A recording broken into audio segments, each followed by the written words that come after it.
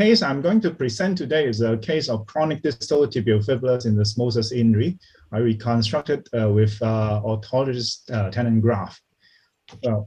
Well, this is a 20-year-old young gentleman who enjoyed good past health. He's a student of a language study. He fell while going down slope in a scooter in 2018 and sustained a fracture subluxation of the ankle.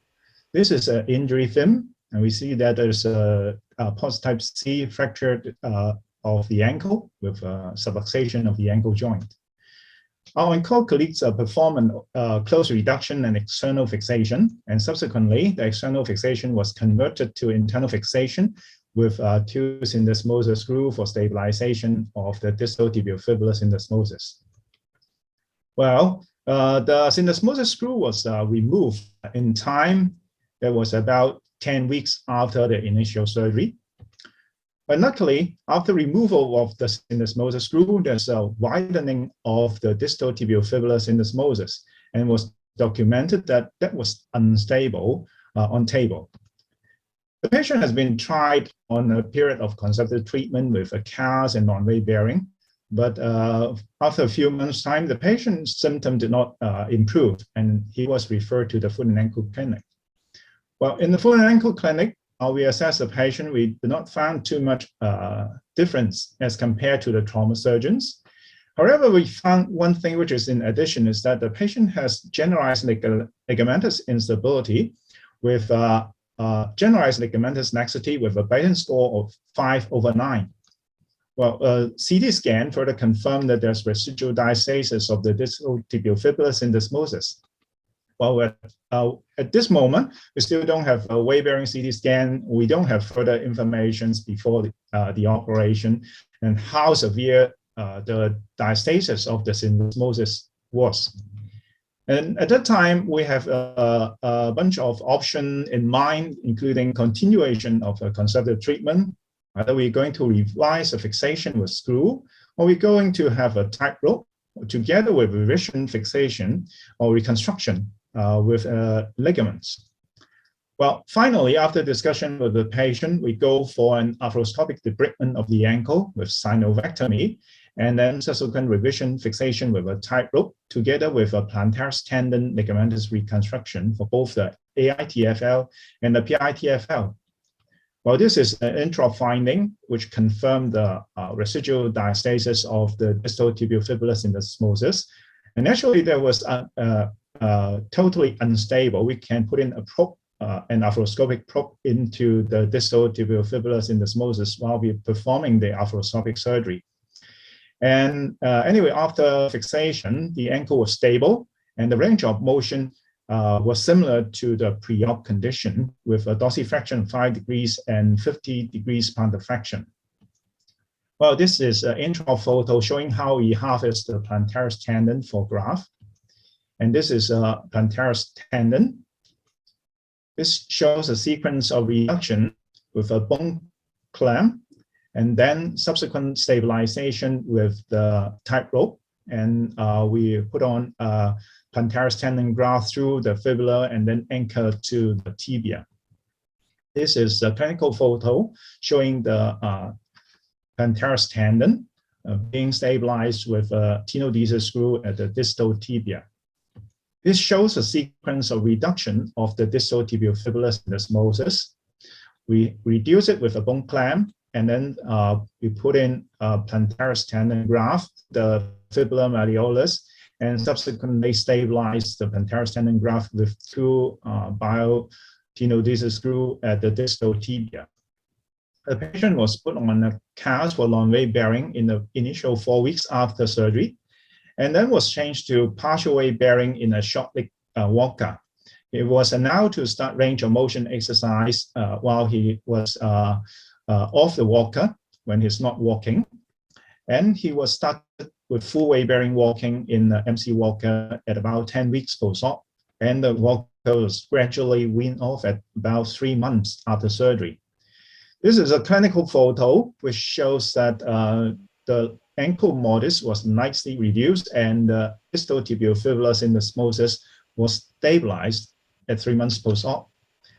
And the young gentleman actually had returned to college for language study. His ankle was pain-free when was recently assessed. He resumed usual activity without any limitation, and he planned to continue with his master course after graduation from his primary degree. Well, this is a clinical photo at 1 year after surgery, shows no further widening of the ankle syndesmosis. This is the ankle mortise view, which is comparable for both the left and right ankle.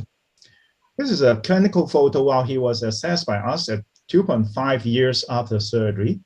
We see that the ankle was, there's no major deformity and the range of motion on both sides are almost the same. Although he still have the persistent generalized ligamentous laxity.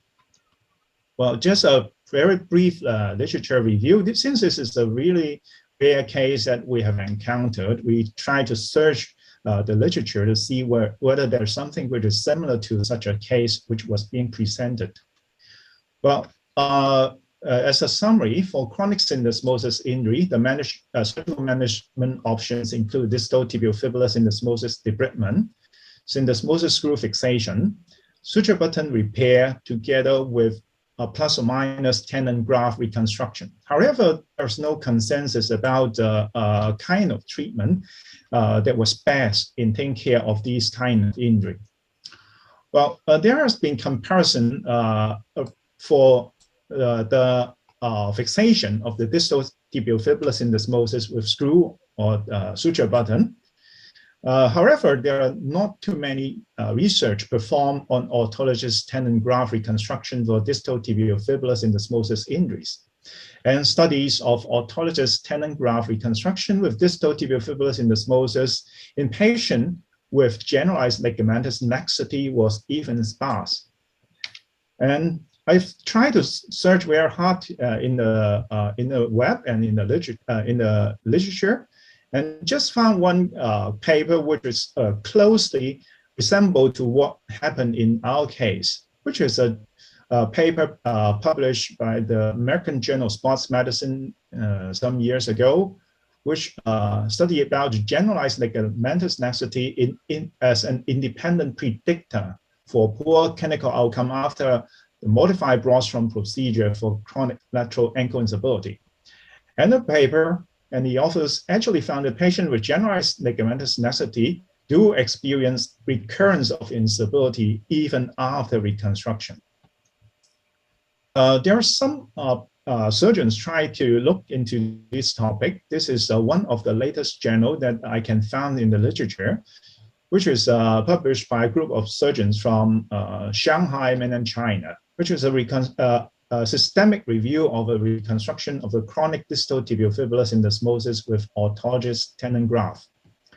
The authors find 5 papers which meets their criteria after they search quite thoroughly through the database and also through the internet. And among these 5 papers, surgeons use various different tendon grafts for reconstruction of the distal tibiofibular syndesmosis, which includes hamstring grafts, the peroneal longus tendon graft, and one of the authors actually used a plantaris tendon graft as what we have performed in our case. They assessed the patients and they found that most of the patients after chronic ankle distal tibiofibular syndesmosis injury, if they are left untreated, in the initial phase, the patient will have persistent pain and they will feel instability, and the pain would unresolved even after conservative treatment. And with tendon graft reconstruction, all of the patients improved according to these studies. And they have assessed a patient with various different score systems, like the Carden scores, the AOF-AS score, the VAS pain scale. All they improve as compared to pre-operation after reconstruction. This is a diagrammatic representation of how they put in the tendon graft for reconstruction of the distal tibiofibular ligaments, including the AITFL, the PITFL, and also the interosseous ligament of the syndesmosis. So after reviewing the literature, the authors from Shanghai concluded that reconstruction of the distal tibiofibular syndesmosis with an autogenous tendon graft for chronic ankle syndesmosis injury show good therapeutic effect in terms of both subjective patient symptoms and also objective evaluation scores. And since most of the authors use the interosseous ligament as a target of reconstruction, they propose that the interosseous ligament could be an appropriate reconstruction target in treatment of chronic distal tibiofibular syndesmosis. Okay, this ends my presentation.